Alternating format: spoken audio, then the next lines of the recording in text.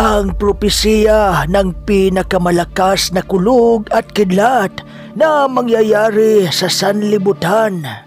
Alamin natin ang buong katotohanan tungkol sa pinakamalakas na kulog at kidlat na mangyayari sa sanlibutan.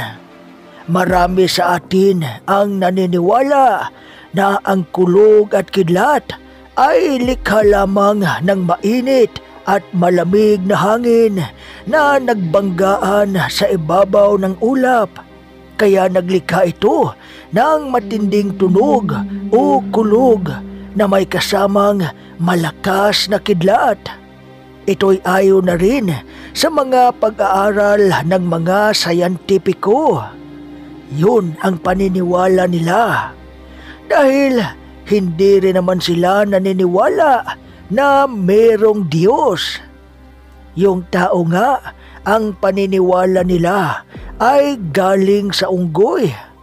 Ito ang isang kamaliang patuloy nilang ipinaglalaban. Ang paninindigan ng mga scientist ay ganito: anything that you cannot touch or see does not exist. Ibig sabihin, lahat ng bagay na hindi natin nakikita at nahahawakan ay hindi daw totoo o hindi umiiral. Kaya hindi naniniwala ang mga scientist na mayroong Diyos. Sabi ng mga scientist, common sense na daw yun, na kapag ang bagay ay hindi mo nakikita at nahahawakan, yun ay hindi totoo. Yung common sense ay hindi rin naman yun nakikita at nahahawakan. Pero bakit sila naniniwala sa common sense? Ibig sabihin, sila ang walang common sense.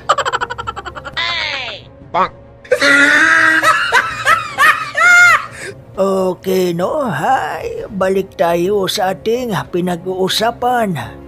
Ito ang katotohanan na nakasulat sa Biblia patungkol sa mga kulog at kidlat. Mababasa natin sa Hub, chapter 37, verse 2 to 5. At ganito ang nakasulat: pakinggan ninyo ang tinig ng Diyos. Mula sa bibig niya'y nanggagaling ang kulog. Ang kidlat ay kanyang pinaguguhit sa kalangitan, mula sa isang panig ng daigdig hanggang sa kasulok-sulukan. Tinig niya'y umuugong, parang dagundong ng kulog. Ang pagguhit ng kidlat ay hindi malagot-lagot. Sa isang salita niya'y may nangyayaring kababalaghan, kahangahangang bagay na di natin mauunawaan.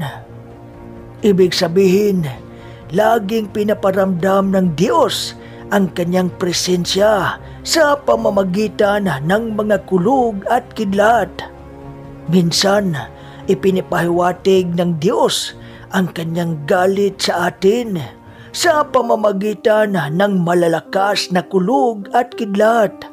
Mababasa natin sa Exodo chapter 20 verse 18 to 19.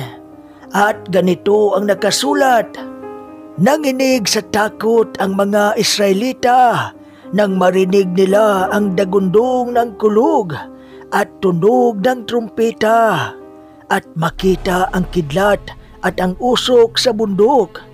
Nanatili silang nakatayo sa malayo. Nang lumapit sa kanila si Moises, sinabi nila, ikaw ang magsalita sa amin at makikinig kami. Huwag na ang Diyos at baka kami mamatay. Maging sa panahon natin ngayon, wala pang tao ang hindi nanginig sa takot kapag bigla na lang nagkaroon ng malakas na kulog at kidlat, lalo na sa katanghaliang tapat. At ang tunay na dahilan ng kulog at kidlat ayon sa Biblia, ito'y dahil sa inihagis ng anghel ang insenso na puno ng apoy sa lupa. Ganito ang ating mababasa sa Revelation chapter 8 verse 5. Pagkatapos, kinuha ng anghel ang sunugan ng insenso.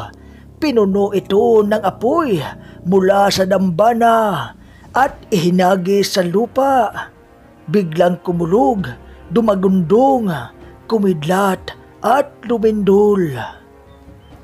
Darating ang araw na maramdaman natin sa buong sanlibutan ang pinakamalakas na ugong ng kulog at kidlat na di pa naranasan ng sinuman sa ibabaw ng lupa.